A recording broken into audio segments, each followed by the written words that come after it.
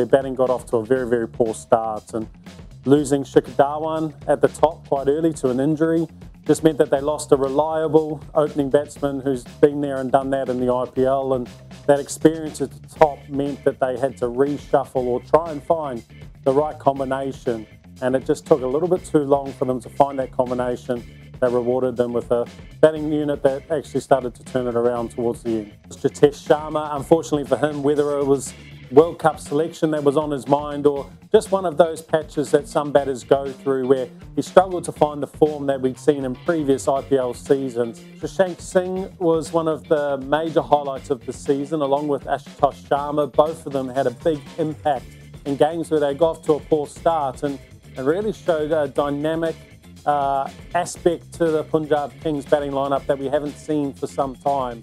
I think Shashank in particular, he amassed over 350 runs to this point of the season.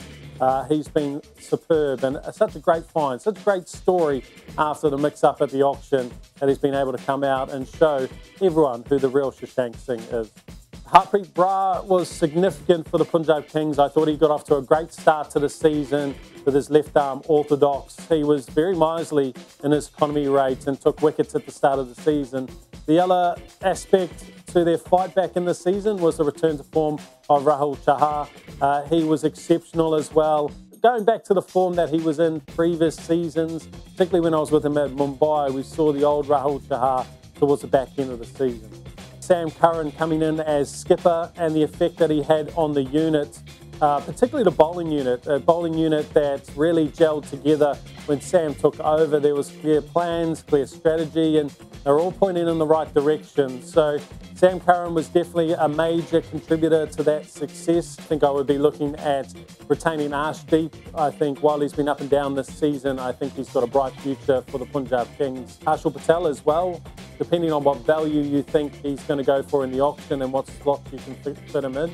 I think the way they've worked together as an Indian bowling option has been great this year so far. And then I think Shashank Singh is probably the one that I would look to try and lock down. I think he's been very, very good this year and will have an impact for the next 3-year cycle. I know he's 32, but that is not significant in just a 3-year cycle. Instead of trying to make sure that they make the top 4 right now in the first season of IPL, maybe they need to look at how are they going to be the strongest side come years 2 and years 3 of the next auction cycle. So looking at the up-and-coming stars of their current side, who's out there in the mix when it comes to the auction time, and build your side around players that may not give you the best return next year, but maybe in 2-3 years' time, and try and build your side around that instead of just trying to work on the recency bias theory where you have to get that result right now. I think you could do a lot of things with that side if you went in with that mentality in the next cycle. I don't think their home woes are majorly significant. I think they've just found ways of not being in form when they've been at home.